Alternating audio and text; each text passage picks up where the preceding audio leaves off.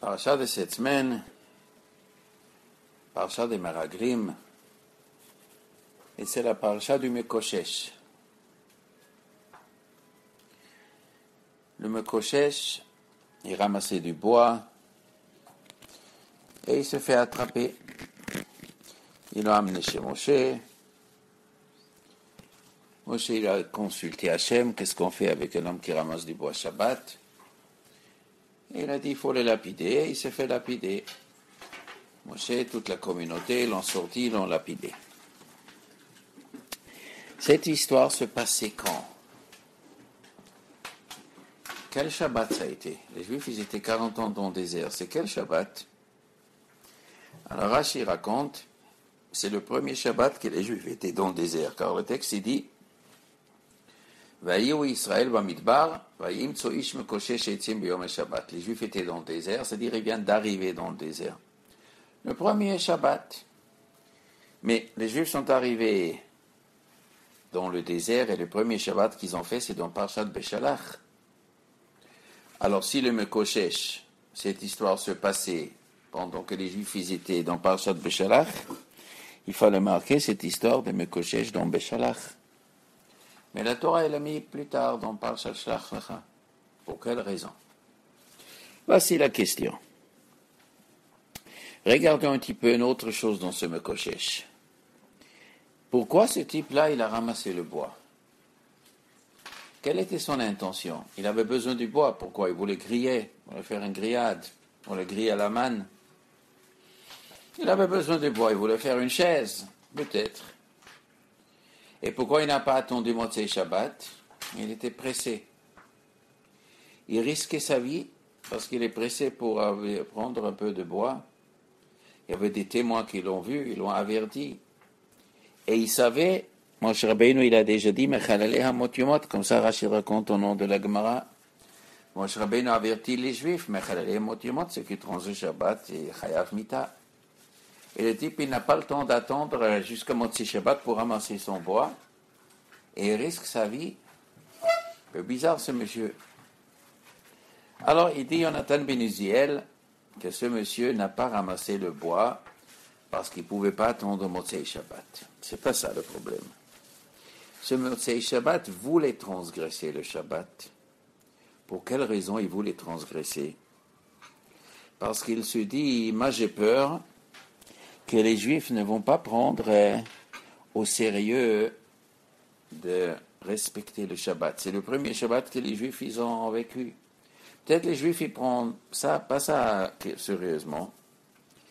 Alors, Moshe Rabbeinu dit, Mechalele mot yomat, ceux qui transgressent mourra. Mais moi j'ai peur que les Juifs ne vont pas prendre ça vraiment, sérieusement.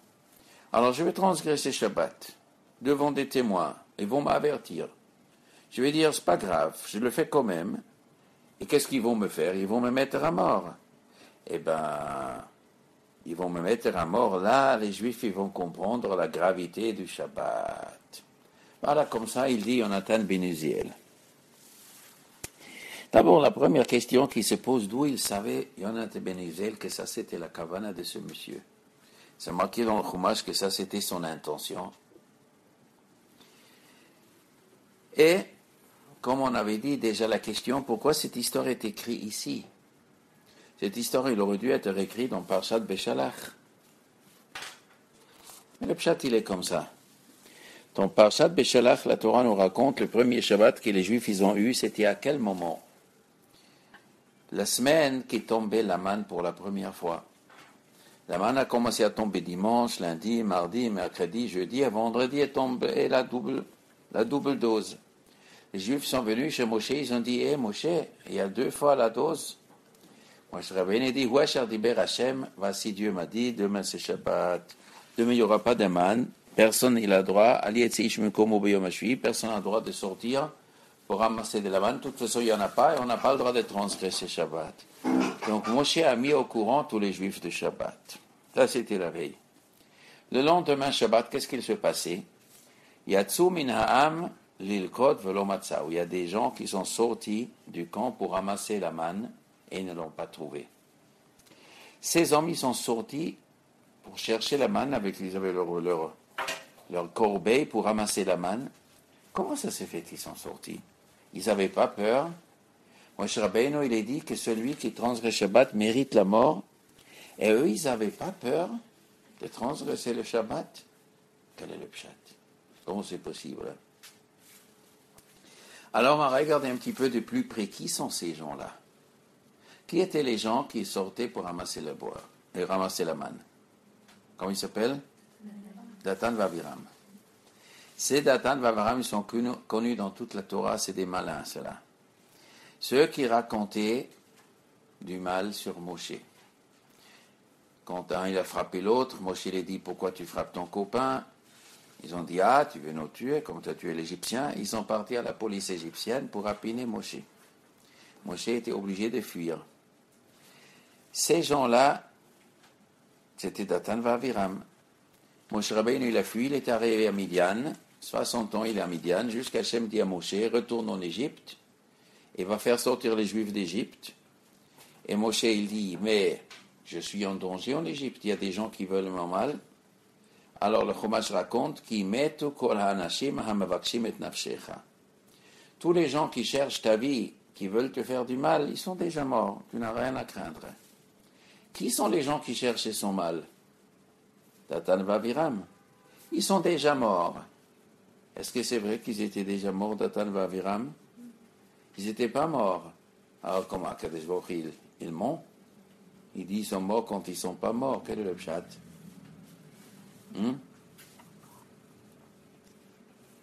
Comment Hachem il dit que tous les gens qui cherchent ton mal sont morts? Appauvris. Alors Rashi raconte la Gemara, ils n'étaient pas morts, ils étaient appauvris. Et le pauvre, c'est comme un mort. On n'écoute pas ce qu'il dit, le pauvre. Et par haut, ne se laisser influencer que par les riches, mais pas par les pauvres. Datan Vaviram, ils ont fait faillite. Ils sont devenus pauvres, et leurs paroles ne valaient plus rien chez Paro. Donc toi, Moshe, tu n'as plus aucun danger. Un pauvre, il est comme un mort. Ça veut dire, quand on dit la mort, il y a la mort réelle et la mort figurée. Donc, Hachem, il a dit à Moshe, ils sont morts les gens qui veulent ton mal. C'est au sens figuré. Ils sont morts, ça veut dire ils sont devenus pauvres. Ça, c'est Datan Vaviram. Maintenant, Moshe Rabbeinu, il est dit, avant la manne, quand le Shabbat est manne, ceux qui transgressent Shabbat va mourir. Quel est le sens de mourir? Est-ce que mourir, ça veut dire mourir à la lettre, mourir? Ou mourir, ça veut dire devenir pauvre? Eh bien, ces deux malins de Datan Vaviram, ils ont dit, sûrement c'est au sens figuré. Ceux qui tranchent Shabbat, il va devenir pauvre. Mais nous sommes déjà pauvres, on ne risque plus rien, on peut ramasser Shabbat. Qu'est-ce que le bon Dieu peut nous faire?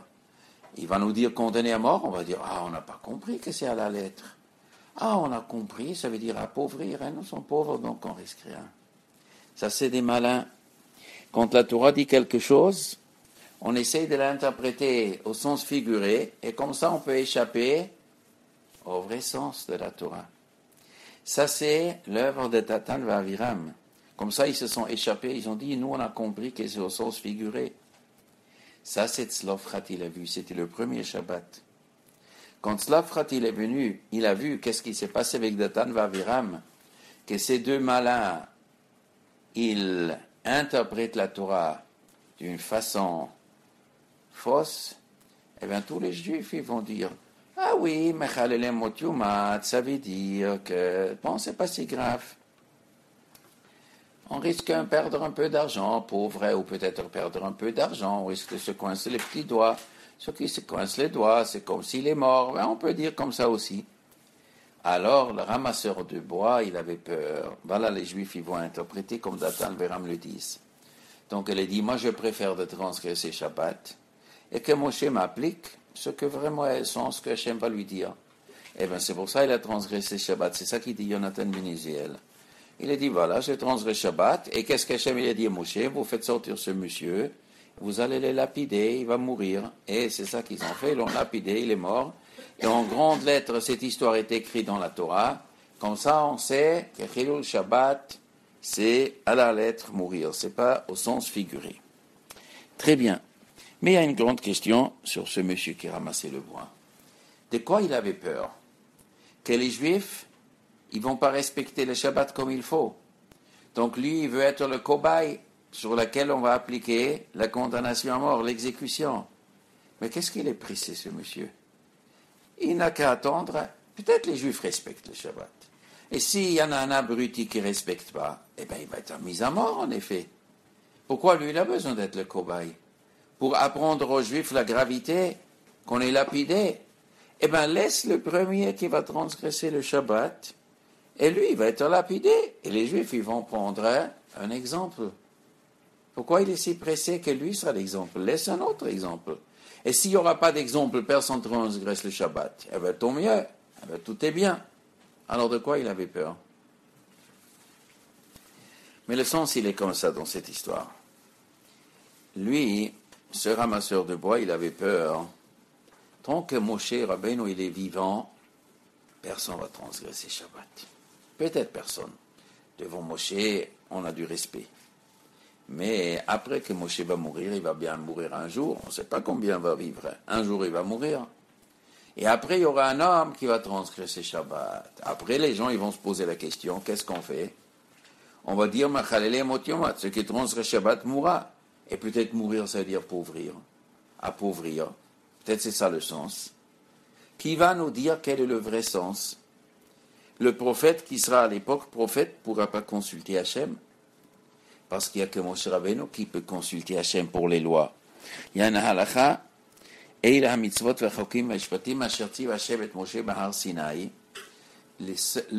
seule personne à qui Hachem a adressé les mitzvot et les détails des mitzvot, l'éclaircissement des mitzvot, c'est que Moshe. Personne d'autre, il a le droit d'interpréter la Torah par un chidush, qui n'est pas transmis dans la Torah écrite, Torah orale. Ça veut dire quoi? Il est marqué après que Moshe les Niftar, Yoshua ben Nun était le chef. Et les Juifs, ils ont perdu 1300 halachot. Ils n'ont pas étudié pendant les 30 jours de deuil de Moshe. Non, pas 1300, 1700 halachot. Ils ont oublié 1700 halachot.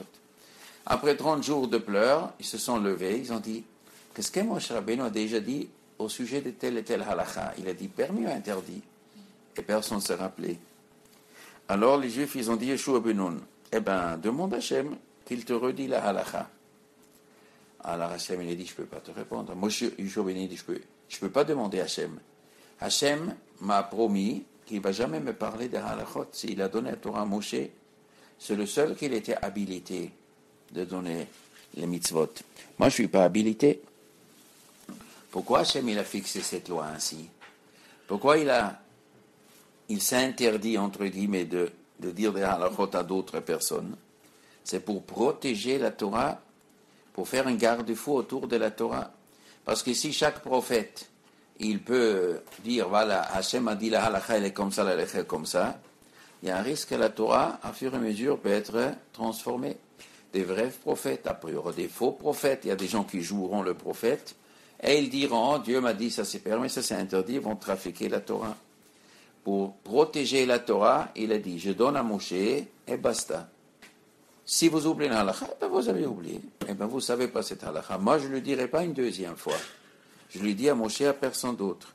Moshe, on sait qu'il dit que la vérité, parce que tous les Juifs entendaient, comme Hachem il a dit à Moshe, vas-y, je te dis le reste de la Torah et tu vas donner la Torah aux Juifs. Donc les Juifs, ils savaient que Moshe a reçu le droit de raconter la Torah.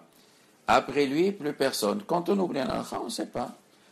Quand on ne sait pas, eh ben, on est mahmir, on est mekil, il y a des comportements comme on fait quand on ne sait pas un halakha. Il faut se casser la tête pour trouver cette halakha. Mais on ne peut pas consulter le prophète. Donc, ce ramasseur de bois, il a dit, si personne pendant la vie de Moshe va transgresser le Shabbat devant des témoins, jamais on saura exactement quel est le sens, ce qui profane le Shabbat mourra. Des gens malins, ils peuvent interpréter, appauvrir. Qui va nous dire que ça veut dire que pshuto? Donc je préfère transgresser Shabbat. Et Moshe Rabbeinu consulte aujourd'hui Hachem. Quel est le sens Mechalemotumat? Hachem lui a dit, le sens il est lapidé. Vous le faites sortir, vous jetez des pierres, qu'il mourra, il sera enterré, comme ça c'est clair. Voilà, donc il a réussi son coup, c'est marqué dans la Torah, maintenant tout le monde y sait, toutes les interdictions pour laquelle la Torah elle a dit qu'on mérite la mort c'est la mort. C'est pas au sens figuré, c'est au sens littérale. Donc ça c'est très important, cet homme, il a fait un grand cadeau au peuple juif, donc, que maintenant on sait qu'il ne faut pas s'amuser ni avec Chilul Shabbat, ni avec idolâtrie, ni avec adultère, ni avec assassinat, tous les crimes que la Torah condamne à mort, on sait que il faut le prendre à la lettre, mot sur mot c'est à la lettre. Maintenant, la question qui se pose, pourquoi la Torah, elle a raconté cette histoire de Mekoshesh ici dans Parshat Shalach Lecha? Pourquoi il n'en a pas dit dans Parshat Beshalach? Tout ça aurait pu être marqué dans Parshat Beshalach. Mais le sens, il est comme ça. Dans Parshat Shalach Lecha, il y a un épisode qui s'appelle l'épisode des Meraglim, les explorateurs. Et l'histoire de Mekoshesh n'est citée qu'après l'histoire des explorateurs. Dans cette histoire des explorateurs, les Meraglim, les Juifs se sont rébellés. Ils ont dit, aïe, on ne veut pas rentrer en Eretz Israël, le pays est habité par des géants, on va se faire massacrer, on n'a pas de force de faire dégager de la terre, on va retourner en Égypte. Bon, tout le monde connaît l'histoire des explorateurs. Quelle a été la condamnation d'Hachem? Toute la génération doit mourir dans le désert. Voilà. Toute la génération, entre 20 ans et 60 ans, ils vont mourir dans le désert. Et c'est leurs enfants qui vont rentrer en Eretz Israël 40 ans plus tard. Très bien. Cette histoire d'explorateur, elle est difficile à comprendre. Pourquoi les Juifs, ils n'avaient pas confiance qu'Hachem va les faire rentrer, il peut les faire rentrer? Qu'est-ce qu'ils ont dit qu'Aleph et Nifouni et Shoubenon? Ils ont dit quelque chose de très simple. Vous avez vu qu'Hachem nous a sortis d'Égypte. Vous avez vu tous les miracles. Vous avez vu Dam, Tzfardeya, Kini, Maharov, Devashrin. On a vu Makat Bechorot, on a vu Kriyat Yamsouf. On a vu la manne qui tombe. On a vu tous les miracles. Donc on a vu qu'Hachem il est capable. Toute l'Égypte se détruit. La mer se coupe en deux. Nous passons. Eux ils sont noyés. Donc Yeshua ben on a dit qu'elle est venue founer. Hachem il va faire la même chose pour entrer en Eretz Israël. Pourquoi ils hésitent? Ah non, Hachem ne peut pas nous donner. Quoi, ils croyaient vraiment qu'Hachem n'est pas capable de leur donner? C'est bizarre. Pour moi. Ils ont vu déjà l'œuvre d'Hachem. Pourquoi maintenant ils ont un doute? On peut poser aussi cette question pour d'autres choses. Plusieurs fois, il marqué, ils sont arrivés, ils n'avaient pas quoi manger. Ah, pourquoi tu nous as sortis d'Égypte? Il n'y a rien à manger, on va retourner en Égypte. Quand il n'y a rien à boire. Oh, il n'y a rien à boire. Ah là là, on va mourir de soif, on va retourner en Égypte. Ils croyaient vraiment qu'Hachem n'est pas capable de leur donner de l'eau dans le désert. S'il est capable de faire du Dam et Tzfardé, Akin et Marov, il est capable de faire tous ces miracles, il ne serait pas capable de leur donner de l'eau. Pourquoi d'un coup cette hésitation et cette idée néfaste, Dieu n'est pas capable de nous donner?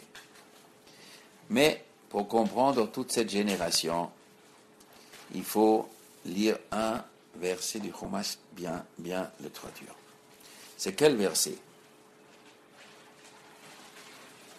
Hachem, il a dit à Moshe, jusqu'à quand je vais encore m'occuper de cette génération? Vayanasu oti ze esa pa'amim velo shamu bekoli. Ils m'ont testé, ça fait maintenant 10 fois, et ils ne m'ont pas écouté ma voix. Donc le texte dit Vayanasu oti. Ils m'ont testé. Qui a testé qui exactement? C'est Hachem qui a testé les Juifs ou les Juifs qui ont testé Hachem? Qui a fait un test à qui? Vayanasu, Nisayon, c'est un test. Qui a fait un test à qui? Quand on traduit le mot Vayanasu, ils m'ont testé. Hachem, il dit, les Juifs, ils m'ont testé. Ça veut dire quoi que les Juifs ils ont testé Hachem? Testé de quoi? Alors, regardons un petit peu le mot test dans la Torah. Où il est marqué le mot Nisayon dans la Torah? Chez Abraham, pour la Hakeda, Va Elohim, Nisa et Abraham. Et Hachem, il a fait un test à Abraham. Ça veut dire quoi faire un test? Quand on fait un test un test dans le bac, dans les études, fait un test pour le permis. Qu'est-ce qu'on est en train de tester? La capacité de l'autre. Qu'est-ce qu'Abraham a voulu tester d'Abraham? à savoir si Abraham l'aime vraiment comme il faut. Hachem, il veut savoir, est-ce qu'Abraham m'aime vraiment? Est-ce qu'il m'aime moi plus que toute autre chose dans le monde? Ou peut-être il aime son fils plus que moi? Je veux lui faire un test. Je vais savoir si son fils il est avant moi ou moi je suis avant son fils. Je vais tester l'amour qu'Abraham il a vis-à-vis de moi. Est-ce qu'il est vraiment fidèle à 100%? Voilà, je lui fais un test. Abraham il a réussi. Comme dit la Mishnah, Asara Nisyonot Nitnasa Abraham Avinu, l'Odia Kamachi Bato chez Abraham Avinu. 10 tests Hachem il a fait Abraham pour nous montrer, c'est le petit test, nous montre combien Abraham il aimait Hachem. Chaque test était là pour savoir, Hachem voulait savoir si Abraham vraiment l'aime. Maintenant, les Juifs, c'est dans l'autre sens. Les Juifs, ils ont fait 10 tests à Hachem. Ils voulaient savoir quoi? Ils voulaient savoir si Hachem les aime vraiment. Hachem les a sortis d'Égypte. Mais les Juifs en Égypte, ils étaient 49 degrés d'impureté. Maintenant, Dieu les a sortis, il nous a donné la Torah. Mais cette Torah, est-ce qu'il nous aime vraiment? Ou c'est, bon, personne aucune nation voulait recevoir la Torah. Nous, on a dit oui, il nous a donné, mais il ne tient pas beaucoup à nous, peut-être. Comment peut-on savoir, les Juifs, ils ont dit, comment nous pouvons savoir si Hachem nous aime ou pas? On va lui faire un test. Ça veut dire quoi? On va faire l'idiot. On va se rébeller et on va voir quelle est sa réaction. S'il nous punit, il ne nous punit pas. Il nous punit gravement ou légèrement. Est-ce qu'il a la patience? À quoi ça ressemble? À une classe. Il y a ici une prof dans une classe? Ça existe ici une prof? Hein? Oui, ça existe. Alors, quand vous allez prendre une classe, premier jour de l'année, qu'est-ce qui se passe? Les élèves, ils aiment détester la prof. Est-ce qu'elle est nerveuse? Est-ce qu'elle est calme? Est-ce qu'elle a patience? Est-ce qu'elle est insupportable? Jusqu'à où on peut faire l'idiot? On peut bien savoir à quel moment on se fait renvoyer de la classe, à quel moment on se fait punir. On va le tester. Si le prof nous aime, il peut pardonner un petit peu. Si c'est une rigueur, on ne va rien faire. Wow. Et des fois, on veut tester un nouveau directeur d'école aussi. Il y en a des élèves qui font l'idiot. Il y en a qui vont entrer, il y en a un qui va lui jeter une tomate dans la figure. Et après, on va ça quoi? 3 jours de renvoi? Une semaine? Ou on renvoie directement? Il faut tester. Les gens, ils veulent savoir comment il est le prof, comment il est le directeur. Pourquoi? Parce qu'on veut savoir où est la ligne rouge qu'il ne faut pas dépasser. On veut savoir comment ça fonctionne. Et si c'est trop dur, on va prendre une autre école. Eh bien, si pour la moindre des choses, on est renvoyé, bon, tant pis, on prend une autre école. On veut tester comment elle fonctionne. Qu'est-ce qui s'est passé avec les Juifs quand ils ont sorti d'Égypte? Ils ont fait une rencontre avec Hachem, c'est extraordinaire. Hachem nous a sortis d'Égypte. Il a liquidé tous les Égyptiens pour nous. D'accord, c'est bien. Et maintenant? Maintenant, nous sommes son peuple. Il nous a donné une Torah. Et si on ne sera pas des tzadikim comme il faut, on va un peu faire l'idiot. Qu'est-ce qui se passe? Ils vont nous tous massacrer? Comme ils ont massacré l'Égyptien? Ou est-ce qu'il va être gentil? Il va fermer les yeux? Il va peu négocier? On veut savoir. Pourquoi ils ont besoin de savoir? Eh bien, c'est très important à savoir. Comme ça, eux, en tout cas, ils pensaient. Parce que ils se sont engagés au Har Sinaï de respecter la Torah. Mais cet engagement qu'ils ont fait était fait un peu sous contrainte. Tout le monde connaît le Mahamar de la Gemara. Kafa alehem har kegigit. Quand ils étaient le jour de Har Sinaï, ils ont vu la montagne. Ils croyaient comme si la montagne va tomber sur eux. Ou ils acceptent la Torah, c'est bon. S'ils n'acceptent pas la Torah, ils croyaient, tac, la montagne tombe sur eux et ils vont mourir. Comme ça, ils ont senti.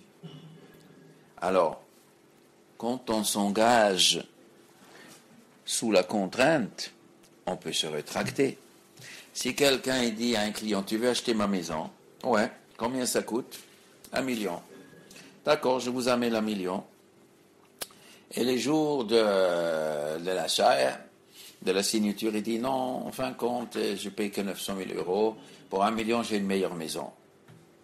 1 million, ça ne vaut pas, j'ai changé d'avis. Ah non, je ne vous laisse pas changer d'avis. Mais monsieur, je n'ai pas encore signé. Je n'ai pas encore signé. Eh bien, tu me donnes 1 million et voilà. Ah non, je ne vous donne pas 1 million, je vous donne 900 000, sinon je ne signe pas. Alors le vendeur va prendre un revolver et dit, ou tu signes ou je te tue. Ah bon, pour ça va, je vais signer, ça va. Et il a signé. Mais elle a filmé la scène, il a mis un iPhone, il a filmé. Le lendemain, il va chez le juge. Bonjour, monsieur le juge. On m'a contraint de donner 1 million pour cette maison. Voilà, il m'a menacé avec un revolver, je n'ai pas voulu signer. Ah, ça vous pouvez annuler, monsieur. Ça nie le nom avenu. Chaque achat, chaque vente, sous menace, injustifiée, une menace injustifiée, on peut se rétracter. Maintenant, la Gemara dit dans le Sechet Shabbat, quand les Juifs sous la Har Sinaï, ils étaient un peu menacés, eh bien, les Juifs, ils peuvent dire, on a accepté la Torah sous menace. Alors, qu'est-ce qu'on peut faire? C'est-à-dire quoi? Que ce contrat n'est pas définitif. Alors, à quel moment c'est devenu définitif? Eh bien, c'est marqué dans le Chumash, à la fin de Sefer Devarim. Avant de passer les Yarden, quand les Juifs étaient à Yarden, Atem nitzavim hayom kulchem lifnei Hashem Elokechem.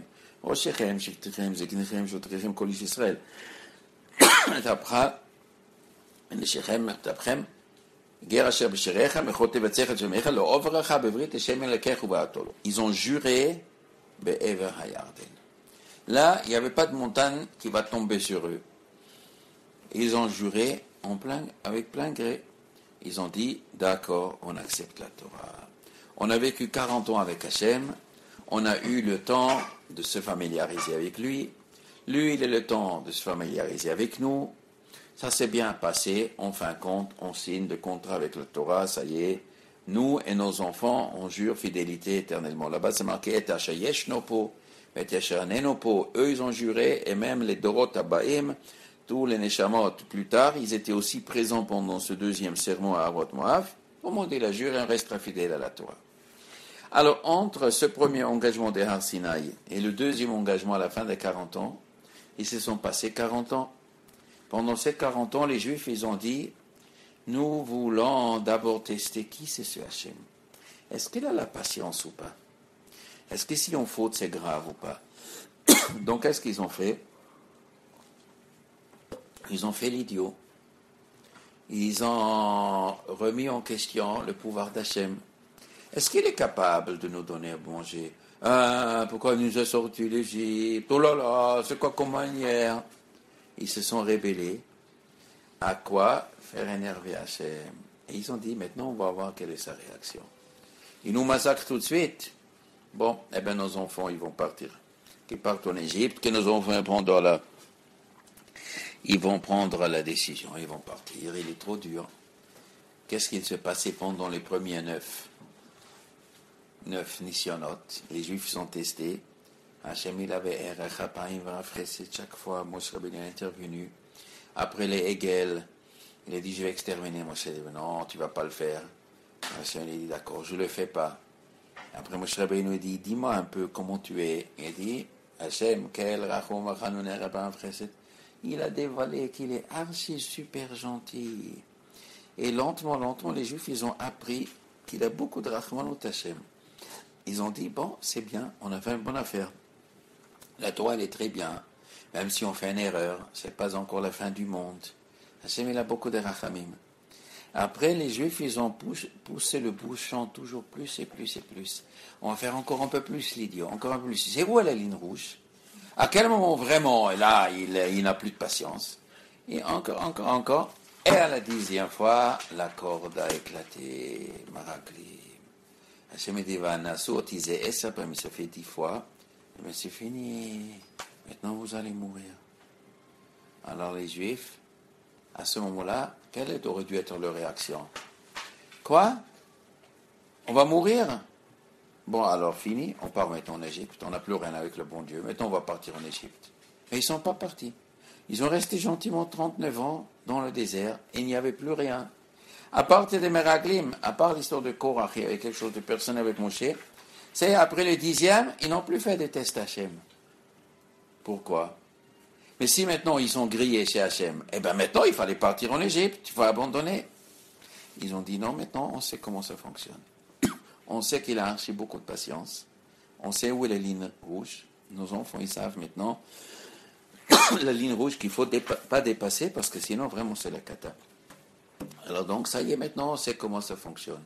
La Torah nous convient, il a assez patience, il y a une limite qu'on va dépasser. Et maintenant, ça y est, maintenant, on va faire la Torah au mitzvot. Pendant 39 ans, ils ont étudié, ils ont transmis la Torah à la prochaine génération, il n'y avait plus aucune rébellion.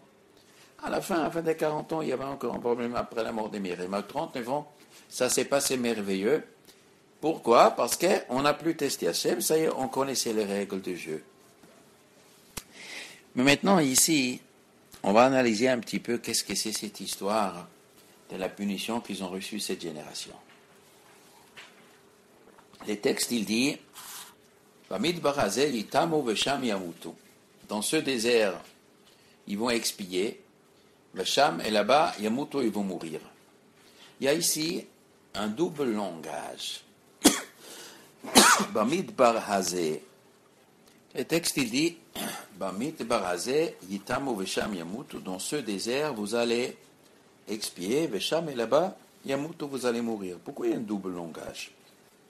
Alors, pourquoi il y a un double langage, oui? Vous êtes avec moi? Vous vous rappelez où nous sommes?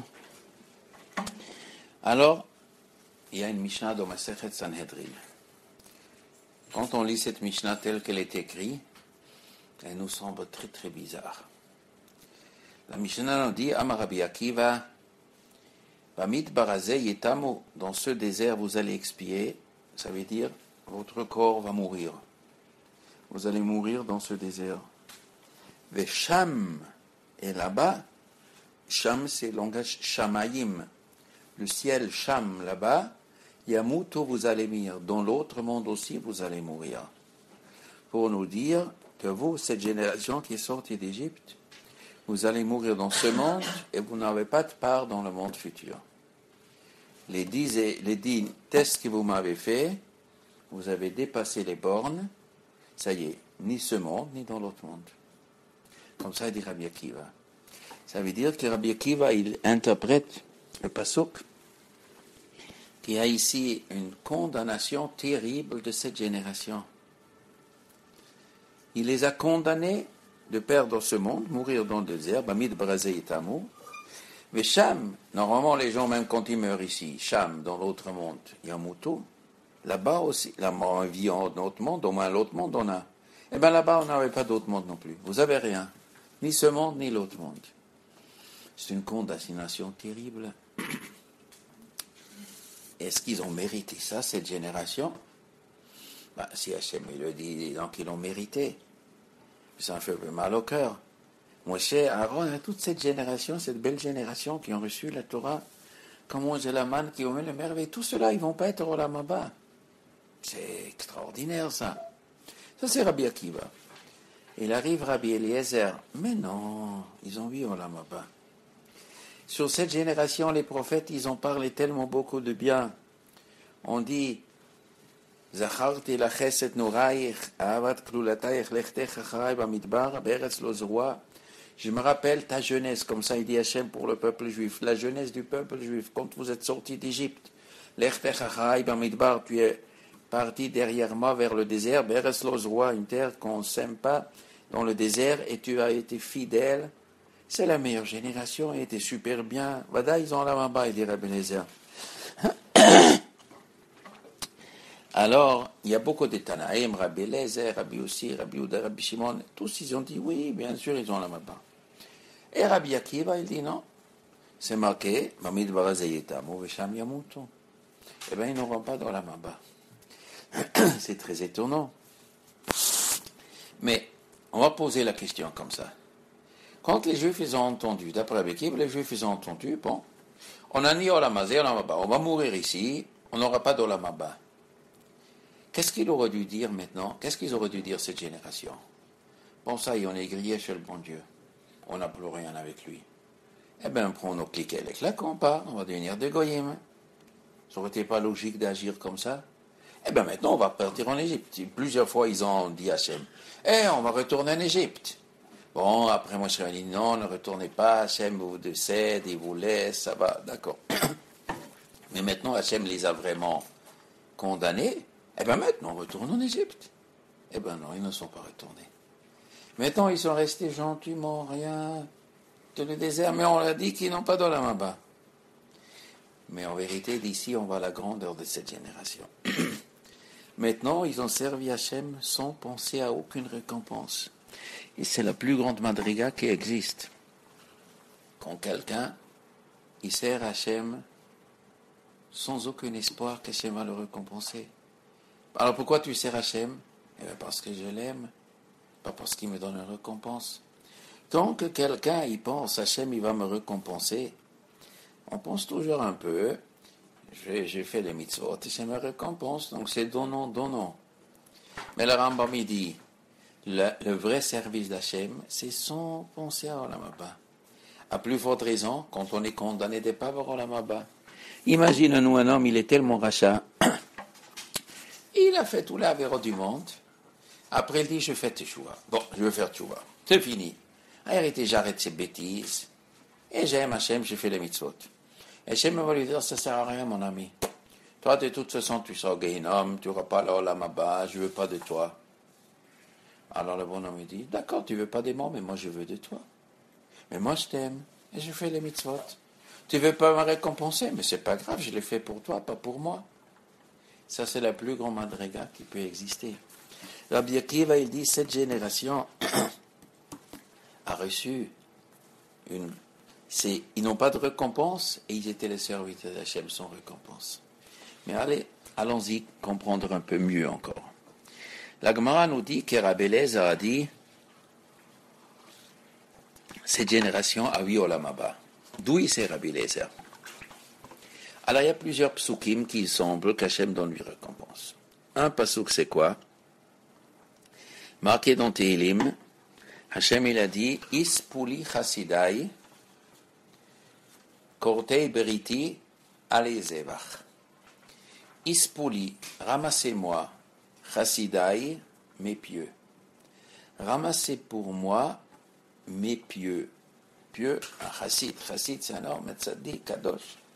Hachem, il dit, je voudrais me réunir avec mes pieux, les gens qui sont pieux. Qui sont mes gens pieux? Kortei beriti. Il dit, la Gemara dit, Kortei beriti, qu'ils se sont fait exterminer pour mon alliance. Ils ont donné leur vie pour mon alliance. Alei Zavach, chez Ilouati, ils m'ont honoré, ils m'ont élevé, ils m'ont donné des louanges. Alei Zavach, en se laissant massacrer. Quel est le sens? Il dit le Mefaresh dans la Gemara, il dit toutes les nisyonotes, tous les tests qu'ils ont fait à Hachem, tous les tests qu'ils ont fait à Hachem, c'est pour dévoiler combien Hachem a pitié avec le peuple juif. Et ils ont dépassé la limite, ils se sont laissés massacrer pour Hachem. Pas pour eux, c'était pour Hachem. Pour savoir, pour que les futures générations, ils savent qu'Hachem il a pitié. Et c'est pas parce qu'on fait une avéra, on est rejeté. C'est très important. Ils ont dit, c'est important que les gens ils le savent. Parce que sinon, les gens ils voudront pas faire la mitzvot. Si le judaïsme est trop dur, on va pas jurer à la fin des 40 ans. Nos enfants ils voudront pas s'engager. Donc il faut bien quelqu'un qui fait l'idiot, et on teste, et on va dévoiler qu'Hachem il a pitié, il a super pitié. Et on a même poussé le bouchon un peu trop, et on a dépassé la ligne rouge. Maintenant, les futures générations, ils savent qu'il y a une ligne rouge qu'on n'a pas le droit de dépasser. Mais on a fait ça pour que ce sera plus facile pour nos enfants de faire la Torah.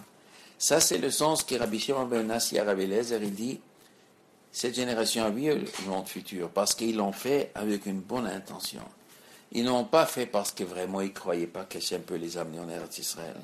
Quoi? Les Juifs vraiment ils croyaient qu'Hachem ne peut pas les amener en Eretz Israël, il ne peut pas gagner la guerre contre les géants. Oui, ils savaient qu'il peut gagner la guerre contre les géants. Mais ils voulaient faire l'idiot pour voir où est la ligne rouge. Ils se sont massacrés pour Hachem. Et c'est pour ça, pour que les futures générations, ils seront fidèles à la Torah. Et c'est pour ça, ils ont vu Olam Haba. Et Rabbi Akiva, il dit non. Cette génération, elle était prête à ne pas avoir Olam Haba. Ils ont dit, on va pousser le bouchon. Et si on perd Olam Haba, eh bien on le perd. Et après, on sera des serviteurs d'Hachem. Les Shem Shamaim sont pensés à l'espoir. Donc ils n'ont pas d'Olam Haba. En vérité, est-ce que les Juifs, ils ont fauté ou ils avaient le droit de le faire, ce qu'ils ont fait? Ils ont fauté. Ils n'avaient pas le droit de le faire. Pourquoi? Parce qu'ils auraient dû comprendre tout seuls qu'Hachem, il est malade. Ils n'auraient été pas obligés de faire des tests. Hachem, il a d'autres moyens de montrer qu'il est gentil. Ils ne devaient pas faire ce test. Ils se sont rébellés, ils ont fait des choses qu'on n'a pas le droit de faire. Ils se sont rébellés avec une bonne intention. Souvent, ça existe des gens qui font des avérotes avec une bonne intention. On n'a pas le droit de le faire. Mais l'intention, elle est bonne. Mais ça ne justifie pas. Il y a des fois des gens qui volent d'argent pour faire une mitzvah. Je vais faire tzedaka, je vais donner tzedaka, regardez, ils sont pauvres, je vais leur donner tzedaka. Mais j'ai pas d'argent. Bon, je peux gagner maintenant l'argent, pas 100% bien, un peu mentir. Mais ça me fait rentrer beaucoup d'argent. Avec cet argent, j'ai fait beaucoup de mitzvot. Alors quoi? C'est permis? Non, c'est pas permis. Oui, mais tu ne peux pas comparer ce monsieur à quelqu'un qui vole simplement pour lui. Il y en a qui volent parce que vraiment c'est des voleurs. Ils sont fichent de l'argent de l'autre, ils sont enrichis sur de l'eau de l'autre. Il y en a, comment on appelle ça, le Robin des Bois. Vous connaissez Robin des Bois? Le Robin des Bois, je vole les riches pour donner aux pauvres, c'est pour une bonne intention. Mais ils n'avaient pas le droit de le faire. Ils n'avaient pas le droit. C'est pour ça qu'ils étaient punis. Mais l'intention était bien. Parce que l'intention est bien, Rabbi Eliezer et tous les Tanaïm, ils disent, ils ont vu Olam Haba, c'est des gens pieux, ils avaient une bonne intention. Et Rabbi Akiva pense, c'est encore plus grand qu'ils étaient prêts à pas avoir Olam Haba. On a fauté, et ben on va payer. On veut pas de cadeau d'Hachem. Alors il y a un Gemara à la fin qui dit, Amar Rabbi Yochanan, Shafki Rabbi Akiva le Chassidouté. Rabbi Akiva, il a enlevé sa piété. Ça veut dire quoi? Il a enlevé Chassidouté. Plusieurs fois, Rabbi Akiva, il a jugé, quand il fallait juger bien ou mal, tant qu'on peut juger bien, il jugeait bien. Donc Rabbi Akiva, la grande Rabbi Akiva aurait pu juger les Juifs aussi comme Rabbi Eliezer, qu'ils ont vu Olam Haba. Mais il a dit non, je ne veux pas faire entrer ici le chesed. Comme pour dire, sous-entendu, que je ne demande pas, cette génération ne demande pas pitié. À quoi ça ressemble? Imaginons-nous quelqu'un qui a fait un grand crime. Je ne sais pas, quelqu'un il a fait un crime terrible.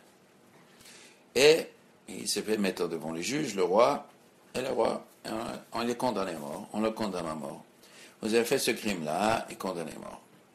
Après, avant de mourir, le roi, il dit, le juge lui dit, vous savez, vous pouvez demander pardon au roi. Le roi, il a un droit de gracier un condamné à mort. Si vous voulez, vous pouvez demander qu'on vous gracie. C'est possible que le roi va vous gracier. Faites une demande. Qu'est-ce qu'ils font la majorité des gens? Eh bien, on veut vivre. On demande la grâce. Ayez pitié de moi. Comme ça, ils font la majorité des gens. Mais il peut exister un homme qui dit non, je ne demande pas. Pourquoi? Parce que j'ai fauté. Et il faut que le public sait que quand on faute, c'est grave. Je veux pas demander une faveur. J'ai payé, je dois payer. J'ai fauté, je dois payer. Et avec ce que je paye, je répare ma faute. Parce que tous les gens, ils vont voir, il était puni, il a fait ça, il était puni. Si je demande grâce, et le roi va dire, bon d'accord, j'ai gracié. Ça y est, moi j'ai ma vie. Mais les gens, ils vont dire, ah, ça va, on peut fauter à la fin, un truc, un trafic, on peut se tirer de l'affaire. Mais moi, je veux réparer ma faute. Je veux réparer ma faute, je ne veux pas qu'on m'agracie. Je veux qu'on me punisse, qu'on m'exécute. Comme ça, les gens, ils vont savoir, comme ça, j'ai réparé ma faute. C'est ça que Rabbi Akiva, il a dit pour la génération. La génération du désert, ils ont dit à Hachem, on ne veut pas de la grâce. On ne veut pas demander pardon. Tu nous as enlevé on l'a masé, on l'a pas. Tu nous as enlevé. Nous ne voulons pas que tu nous le redonnes. Parce que ce sera une plus grande leçon, ce sera un plus grand tikkun, ce sera une meilleure réparation de nos fautes si on se fait punir. Et maintenant, on va servir Hachem parce qu'on aime. Et ça, c'est la plus grande madriganitza que veut dire Rabbi Akiva. Il a jugé cette génération qui ne demande pas pitié.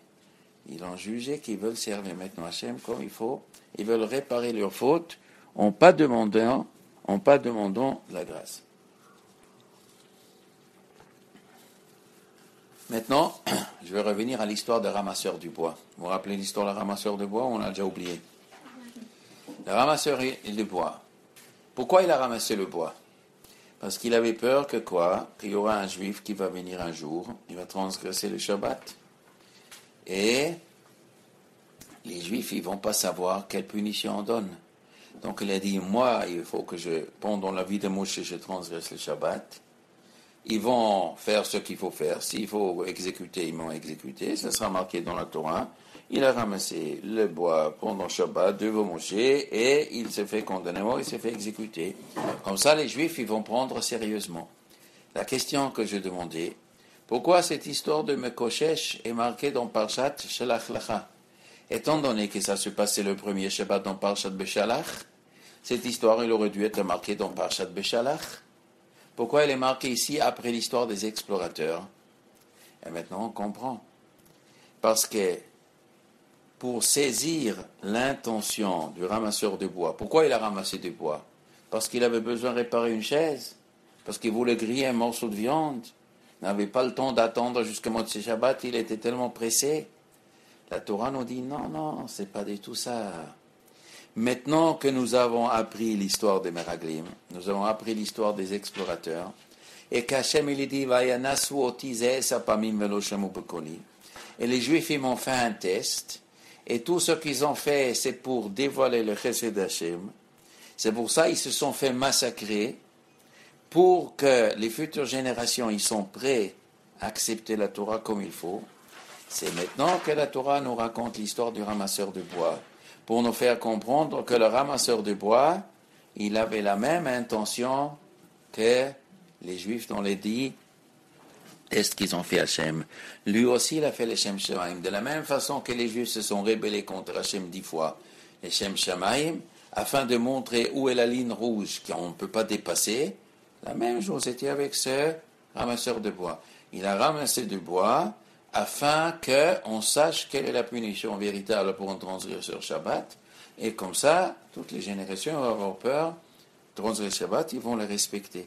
Donc la Torah, il a attendu de raconter cette histoire ici, parce qu'ici, après Parshat Shelach Lecha, maintenant on comprend comment il fonctionne, comment fonctionnait la tête de toute cette génération. Est-ce que vous avez une question? Dans Agmara, il y a une histoire, je ne me rappelle plus exactement les noms, mais c'était des rabbinim qui disputaient au sujet du Nahara. Et après, comme ils n'arrivaient pas à trancher, alors ils ont demandé à Hachem son avis. Enfin, ils ont demandé à Hachem c'était quoi la Nahara. Alors on voit que. Et Hachem il a répondu. Quelle histoire? Quelle histoire? C'était. C'est au sujet. Ouais, c'est ça. Quoi? Avec le mur qui s'écroule. Alors. Non, justement, il a dit c'est lui qui avait raison, mais après ils n'ont pas écouté, mais ça veut dire qu'il a dit qui avait raison. Alors, je vais raconter l'histoire, et vous allez voir de cette histoire le contraire.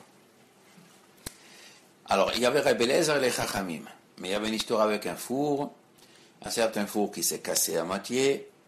La question, elle est, un four qui est cassé à moitié, est-ce qu'il est pur, il est impur? Bon, Rabbi Eliezer il dit un avis, Chachamim ils avaient un autre avis. Alors les Chachamim ils ont dit, Monsieur Rabbi Eliezer, vous êtes seul contre tous. Il a dit, mais moi j'ai raison. Moi j'ai raison. Alors ils ont dit, non, nous pensons, vous n'avez pas raison, monsieur. Alors lui il a dit, écoutez, je vais faire un test à Hachem. Si j'ai raison, eh bien que les murs s'écroulent sur nous. Si j'ai tort ou non, si j'ai raison, que les murs s'écroulent. Alors le mur a commencé à s'écrouler. Alors Rabbi Shua, il lui dit, les murs, restez là, vous êtes là. Ici, les chacham, ils discutent, vous n'avez pas à vous mêler, d'accord? Bon, les murs sont restés comme ça.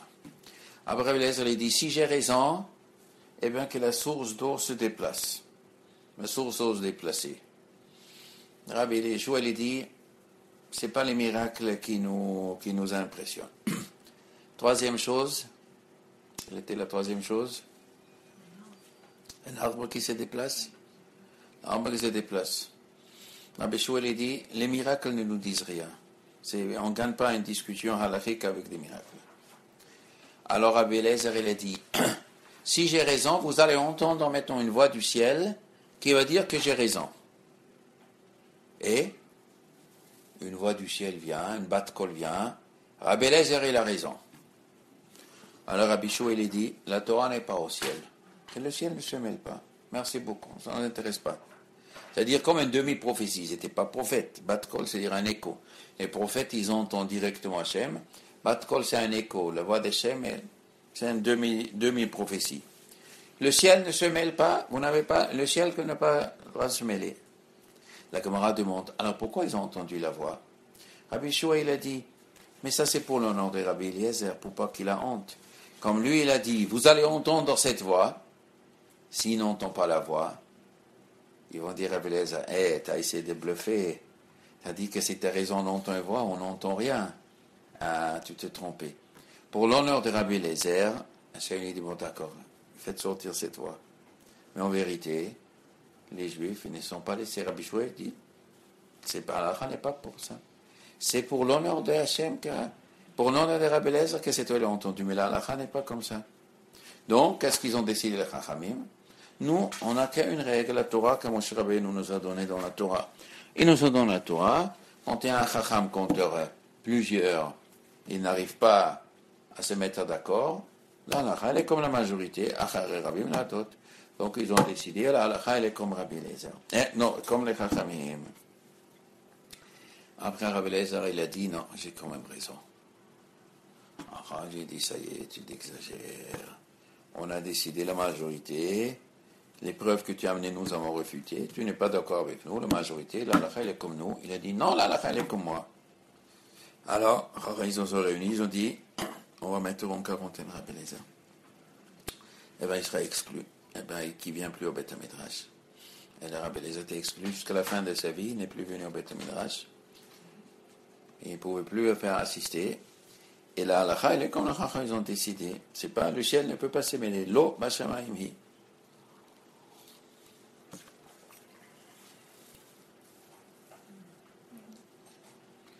Sinon, la Torah serait déformée depuis longtemps.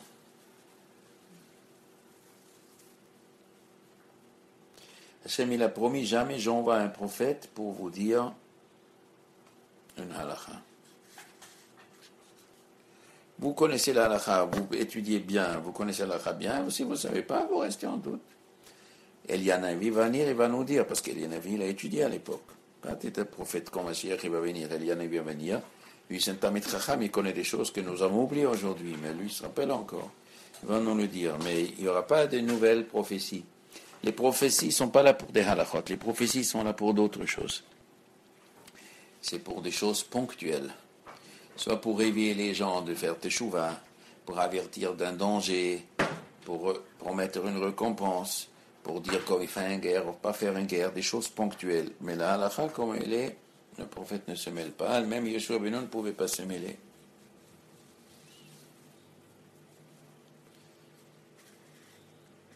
Encore une question? En quoi la faute, la réparation, elle est à la mesure de leur faute? Parce qu'ils ont erré dans le désert. Comment Hachem il leur a fait réparer finalement la faute? Parce qu'eux, ils ne voulaient pas, mais il fallait faire quand même une réparation. Eux, ils ne voulaient pas, les Israël, ils ne voulaient pas de ce monde. Ils ont fait vraiment l'ishma. Mais ils auraient dû quand même réparer leur faute. Mais Hachem il les a punis quand même malgré tout. c'est une souffrance de rester 39 ans. Oui, mais en quoi c'est à la mesure, on dit que la réparation, elle a l'image de la faute. En quoi c'est à...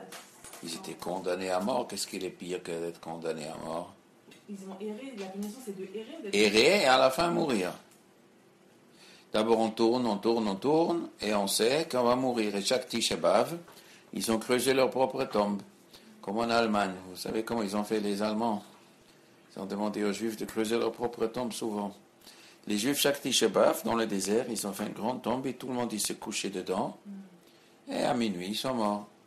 Et la dernière fois, ils sont restés vivants la dernière année, la 40e année.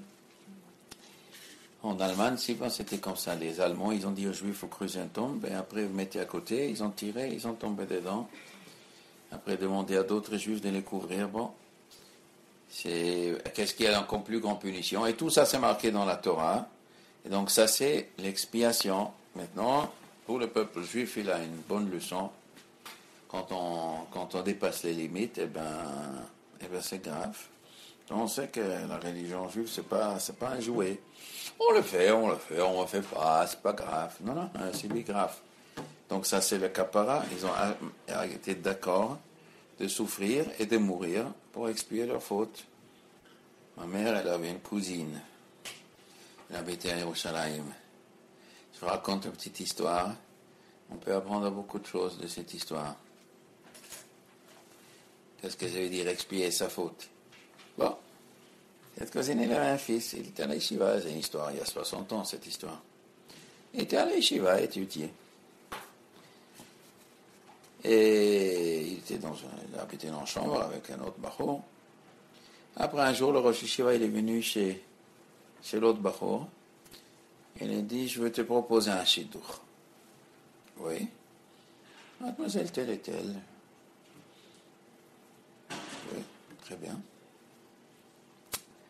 Et après, il raconte au fils de la cousine de ma mère, tu sais, le Rosh Yeshiva m'a proposé un shidduch. Ah bon? Oui, mademoiselle telle et telle. Oh, de cette famille. Oh là là, qu'est-ce que c'est? Exceptionnel et tout. Oui, j'ai entendu, la famille exceptionnelle fait exceptionnel. Après, le cousin, il dit, dis-moi, tu veux pas me laisser pour moi cette fille? C'est beaucoup mieux, moi. Toi, tu es un bachor tellement réussi, de toute façon, tu trouveras le meilleur shidduch. Mais moi, je suis pas comme toi. C'est pas mieux. Est-ce que tu es d'accord qu'elle se marie avec moi et pas avec toi? L'autre, il était gêné. Il dit, qu'est-ce qu'on m'a proposé à moi? Qu'est-ce que je vais leur dire? Oui. Il a commencé à insister. Il a saoulé. Alors, Baruch dit, bon, parle au Shiva, fais comme tu veux.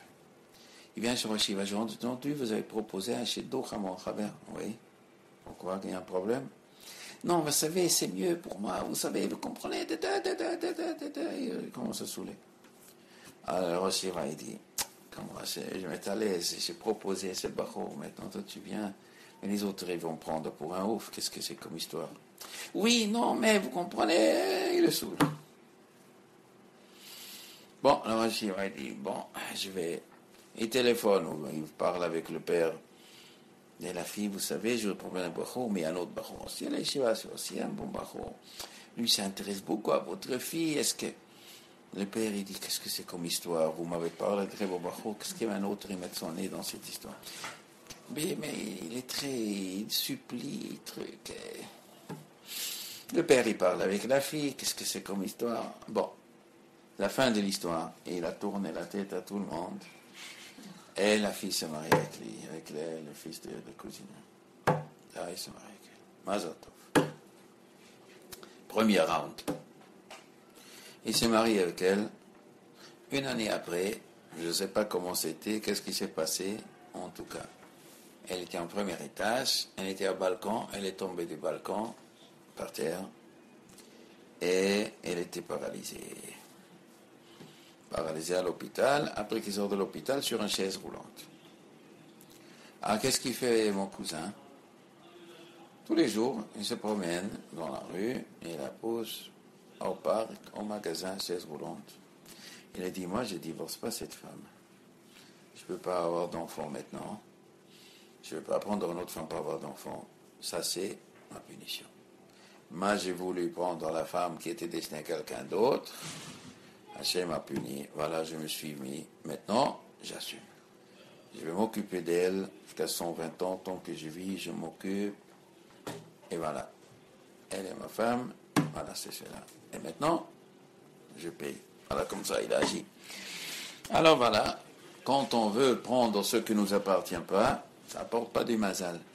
Mais, il a assumé. Il aurait pu dire, une femme paralysée, je ne veux pas, je divorce, je marie avec une autre. Ah non. Deux avrot, je ne fais pas. J'ai fait une avra, maintenant je la paye. Je ne vais pas faire deux péchés. J'ai fait un péché, je paye. Pas se tirer. Il y a beaucoup de gens comme ça. Ils font une bêtise et après ils font une deuxième bêtise pour se tirer des conséquences de la première bêtise. Ça, je ne fais pas. C'est ça que les Juifs ils ont fait dans le désert.